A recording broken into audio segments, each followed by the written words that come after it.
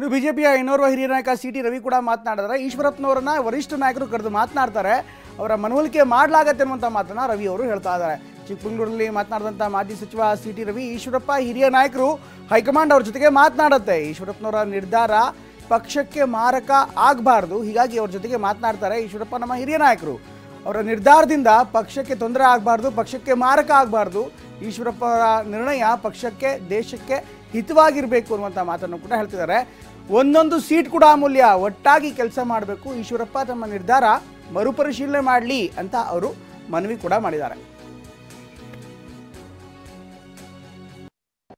ಈಶ್ವರಪ್ಪನವರು ಹಿರಿಯರು, ಅವ್ರ ಮನೆಗೆ ಹೋದಾಗಲೂ ಕೂಡ ನಾನು ಭಾಳ ಸ್ಪಷ್ಟವಾಗಿ ವಿನಂತಿ ಮಾಡಿದ್ದೇನೆ. ನೀವು ನಮ್ಮ ಹಿರಿಯ ನಾಯಕರು, 3 ಬಾರಿ ನಮ್ಮ ರಾಜ್ಯ ಘಟಕದ ಅಧ್ಯಕ್ಷರಾಗಿದ್ದೀರಿ, ಉಪಮುಖ್ಯಮಂತ್ರಿ ಆಗಿದ್ದೀರಿ, ನಿಮ್ಮಲ್ಲಿ ವಿನಂತಿ ಮಾಡ್ತಾನೆ,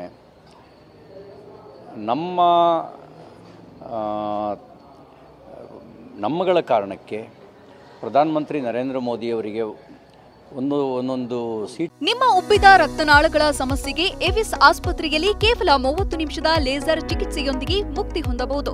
ಹೆಚ್ಚಿನ ವಿವರಗಳಿಗಾಗಿ ಸಂಪರ್ಕಿಸಿ 8088837300. ಸೀಟು ಕೂಡ ಅಮೂಲ್ಯ ಅನ್ನೋದನ್ನು ಗಮನದಲ್ಲಿಟ್ಕೊಂಡು ಒಂದೊಂದು ಸೀಟನ್ನು ಕೂಡ ಗೆಲ್ಲಿಸೋ ದೃಷ್ಟಿಯಿಂದ ನಾವೆಲ್ಲರೂ ಒಂದಾಗಿ ಕೆಲಸ ಮಾಡಬೇಕಾಗಿದೆ ಅನ್ನೋದು ನನ್ನ ವಿನಂತಿ ಇದೆ. ಅವರಿಗೂ ನಾನು ವಿನಂತಿ ಮಾಡ್ತೇನೆ, ನಿಮ್ಮ ನಿರ್ಣಯ ಯಾವುದೇ ಹಂತದಲ್ಲಿ ದೇಶ ಮತ್ತು ಪಕ್ಷಕ್ಕೆ ಪೂರಕವಾಗಿರುವಂಥ ನಿರ್ಣಯ ಆಗಬೇಕು, ಹಾನಿಯಾಗುವ ನಿರ್ಣಯ ಆಗಬಾರ್ದು ಅನ್ನೋದು ನನ್ನ ವಿನಂತಿ ಇದೆ. ನಮಗೇನೆಂದರೆ ನಾವು ಅವರು ನಿರ್ಧಾರವನ್ನು ಮರುಪರಿಶೀಲಿಸಬೇಕು ಅಂತ ನನ್ನ ವಿನಂತಿ ಇದೆ ಮತ್ತು ನನಗೆ ವಿಶ್ವಾಸ ಇದೆ, ನಮ್ಮ ಪಕ್ಷದ ವರಿಷ್ಠರು ಅವ್ರನ್ನ ಮನವೊಲಿಸ್ತಾರೆ ಅಂತಕ್ಕಂಥ ವಿಶ್ವಾಸ ಇದೆ. ಇನ್ನು ಈಶ್ವರಪ್ಪ ಬೇಸರದ ಬಗ್ಗೆ ಮಾತನಾಡಿದಂಥ BY ವಿಜಯೇಂದ್ರ, ಹಾವೇರಿ ಅಭ್ಯರ್ಥಿ ತೀರ್ಮಾನ ನನ್ನ ತೀರ್ಮಾನ ಅಲ್ಲ, ಈಶ್ವರಪ್ಪನವರು ತಮ್ಮ ನಿರ್ಧಾರದಿಂದ ಹೊರಬರಬೇಕು ಅಂತ ಹೇಳಿದ್ದಾರೆ. ಅಶೋಕ್ ಮಾತನಾಡಿ, ಈಶ್ವರಪ್ಪಗೆ ನೋವಾಗಿದೆ ನಿಜ, ಸಮಾಧಾನ ಮಾಡ್ತೇವೆ, ಅವರಿಗೆ ಸರಿಯಾದಂಥ ಗೌರವ ಸಿಗಬೇಕು ಅನ್ನೋದ್ರಲ್ಲಿ ಯಾವುದೇ ತಪ್ಪಿಲ್ಲ ಅನ್ನುವಂಥ ಮಾತನ್ನು ಕೂಡ ಹೇಳಿದರು. ನೋಡಿ, ಮಾನ್ಯ ಈಶ್ವರಪ್ಪನವರು ಹಿರಿಯರಿದ್ದಾರೆ, ಪಕ್ಷದ ಮುಖಂಡರ ಜೊತೆ ಸಮಾಲೋಚನೆ ಮಾಡ್ತಾ ಇದ್ದಾರೆ. ನಮ್ಗೆ ಈಗಲೂ ಕೂಡ ವಿಶ್ವಾಸ ಇದೆ. ಇವತ್ತೇನು ಹಾವೇರಿ ಲೋಕಸಭಾ ಕ್ಷೇತ್ರ ಬಸವರಾಜ ಬೊಮ್ಮಾಯಿ ಅವರು ಅಭ್ಯರ್ಥಿ ಮಾಡಬೇಕು ಅಂತಕ್ಕಂಥ ತೀರ್ಮಾನ ವಿಜಯೇಂದ್ರ ತೀರ್ಮಾನ ಅಲ್ಲ. ಹಾವೇರಿ ಲೋಕಸಭಾ ಕ್ಷೇತ್ರ ಇರ್ಬೋದು, ರಾಜ್ಯದ ಯಾವುದೇ 28 ಕ್ಷೇತ್ರಗಳಲ್ಲಿ ಯಾರು ಅಭ್ಯರ್ಥಿ ಆಗಬೇಕು ಅಂತಕ್ಕಂಥದ್ದನ್ನ ಕೇಂದ್ರದ ಪಾರ್ಲಿಮೆಂಟ್ರಿ ಬೋರ್ಡ್, ಚುನಾವಣೆಯ ನಮ್ಮ ಎಲೆಕ್ಷನ್ ಕಮಿಟಿ ಏನಿದೆ ಪ್ರಧಾನಮಂತ್ರಿಗಳ ನೇತೃತ್ವದಲ್ಲಿ ಆ ಕಮಿಟಿ ತೀರ್ಮಾನ ಮಾಡ್ತಕ್ಕಂಥದ್ದು, ವಿಜೇಂದ್ರ ಅಥವಾ ರಾಜ್ಯದ ಅಧ್ಯಕ್ಷ ತೀರ್ಮಾನ ಅಲ್ಲ. ಹಾಗಾಗಿ ಮಾನ್ಯ ಈಶ್ವರಪ್ಪನವ್ರಿಗೆ ಹಿರಿಯರನ್ನು ಈಗಲೂ ಕೂಡ ಮನವಿಯನ್ನು ಮಾಡ್ತಾ ಇದ್ದೇನೆ, ತಾವು ಯಾವತ್ತೂ ಕೂಡ ಭಾರತೀಯ ಜನತಾ ಪಾರ್ಟಿ ಕಟ್ಟಾಳವಾಗಿ ಪಕ್ಷ ಸಂಘಟನೆಯಲ್ಲೂ ಕೂಡ ತಮ್ಮದೇ ಆದಂಥ ಒಂದು ಕೊಡುಗೆಯನ್ನು ನೀಡಿದ್ದೀರಿ, ಸಂಘಟನೆಗೆ ಒತ್ತನ್ನು ಕೊಟ್ಟಿದ್ದೀರಿ. ಪಕ್ಷದ ತೀರ್ಮಾನವನ್ನು ಒಪ್ಪಿಕೊಂಡು ಗೌರವಿಸಿ ತಮ್ಮ ಏನು ನಿರ್ಧಾರವನ್ನು ಕೈಗೊಂಡಿದ್ದಾರೆ ಅದರಿಂದ ಹಿಂದೆ ಸರಿಬೇಕು ಅಂತೇಳಿ ನಾನು ತಮ್ಮ ಮೂಲಕ ನಾನು ಅವರಿಗೆ ರಾಜ್ಯದ ಅಧ್ಯಕ್ಷನಾಗಿ ನಾನು ವಿನಮ್ರವಾಗಿ ವಿನಂತಿಯನ್ನು ಮಾಡ್ತಾ ಇದ್ದೇನೆ.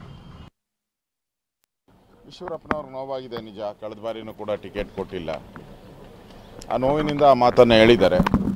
ಸೊ ಅವ್ರನ್ನ ಸಮಾಧಾನ ಮಾಡುವಂಥ ಕೆಲಸ ನಾವೆಲ್ಲರೂ ಕೂಡ ಮಾಡ್ತೀರಿ. ಈಶ್ವರಪ್ಪನವ್ರಿಗೆ ಸರಿಯಾದಂಥ ಗೌರವ ಸಿಗಬೇಕು ಅನ್ನೋದ್ರಲ್ಲಿ 2 ಮಾತಿಲ್ಲ. ಅವರು ಕೂಡ ಪಾರ್ಟಿಯನ್ನು ಕಟ್ಟುವಂಥ ಸ್ಥಾನದಲ್ಲಿ ಅವರು ಕೂಡ ಶ್ರಮ ವಹಿಸಿದ್ದಾರೆ ಎಲ್ಲರ ಜೊತೆನೂ ಕೂಡ. ಅದೃಷ್ಟಿಂದ ಅವ್ರು ಮಾತಾಡ್ತೀರಿ, ಅದನ್ನು ಸಮಾಧಾನ ಮಾಡ್ತೀರಿ ಅನ್ನೋ ಖಚಿತವಾದಂಥ ವಿಶ್ವಾಸ ನಮಗಿದೆ. ಈಶ್ವರಪ್ಪನವರು ಯಡಿಯೂರಪ್ಪನವ್ರ ಮಧ್ಯೆ ಇರುವಂಥ ವೈಯಕ್ತಿಕವಾದಂಥ ವಿಚಾರ, ಅದರ ಬಗ್ಗೆ ನಾನೇನು ರಿಯಾಕ್ಟ್ ಮಾಡೋಕ್ಕೆ ಹೋಗಲ್ಲ. ಆದರೆ ಆ್ಯಸ್ ಎ ಪಾರ್ಟಿ ಈಶ್ವರಪ್ಪನವರು ನಮ್ಮ ಪಾರ್ಟಿಯ ಅಧ್ಯಕ್ಷರಾಗಿ ಕೆಲಸ ಮಾಡೋದಂಥವ್ರು, ಅವರು ಯಾವತ್ತೂ ಮೋದಿಯೇ ಮತ್ತೆ ಪ್ರಧಾನಿ ಆಗಬೇಕು ಅಂತ ಬಯಸಿರುವಂಥವ್ರು. ಆ ದೃಷ್ಟಿಯಿಂದ ನಿಮಗೆ ಗೊತ್ತಾಗ್ತದೆ, ಅವರು ಮೋದಿ ಮತ್ತೆ ಪ್ರಧಾನಿ ಆಗಬೇಕು ಅಂತ ಹೇಳಿದ್ರೆ ನಮ್ಮಲ್ಲಿ ಒಡಕಾಗಬಾರ್ದು ಅನ್ನೋದು ಅವರ ಉದ್ದೇಶ ಇದೆ. ನನಗನ್ಸುತ್ತೆ ಇನ್ನೊಂದು 2-3 ದಿನದಲ್ಲಿ ಈಶ್ವರಪ್ಪನವರ ಪ್ರಕರಣವನ್ನು ಸುಖಾಂತ್ಯ ಮಾಡುವಂಥದ್ದಕ್ಕೆ ಎಲ್ಲ ಮಾಡ್ತೀನಿ. 100% ಡೌಟೇ ಇಲ್ಲ. ನೋಡಿ, ನಾನು ಮಾತಾಡ್ತೀನಿ, ನಮ್ಮ ಕೇಂದ್ರದ ನಾಯಕರು ಮಾತಾಡ್ತಾರೆ. ನಾವು ಮೋದಿಯವರೇ ಇಲ್ಲಿ ನಿಂತಿದ್ದಾರೆ ನಮ್ಮ ಅಭ್ಯರ್ಥಿ ಅಂತ ವೋಟ್ ಮಾಡಬೇಕು ಅಂತ ಹೇಳಿದಿರಿ, ಅದೇ ಪ್ರಕಾರ ನಡೆಯುತ್ತೆ. ಮಾಡ್ತೀರಾ ಅದನ್ನು? ಅವ್ರ ಮಗನಿಗೆ ಸೂಕ್ತ ಸ್ಥಾನಮಾನ ಕಲ್ಪಿಸುವಂಥದ್ದಕ್ಕೆ ಕೇಂದ್ರದ ನಾಯಕರ ಜೊತೆನೂ ಕೂಡ ಮಾತಾಡ್ತೀರಿ. ಅವರು ಪಾರ್ಟಿ ಕೆಲಸ ಮಾಡಿದ್ದಾರೆ, ಅದರಲ್ಲಿ ತಪ್ಪೇನಿಲ್ಲ. ಅವ್ರು ಕೇಳೋದ್ರಲ್ಲಿ ಯಾವುದೇ ರೀತಿಯಾದಂಥ ತಪ್ಪಿಲ್ಲ. ಈಶ್ವರಪ್ಪನವ್ರು ಕೇಳಿರೋದು ಕರೆಕ್ಟಾಗೇ ಕೇಳಿದ್ದಾರೆ, ಯಾವುದೇ ರೀತಿ ತಪ್ಪಿಲ್ಲ. ಅದನ್ನು ಸರ್ ಮಾಡ್ತೀವಿ ನಾವು.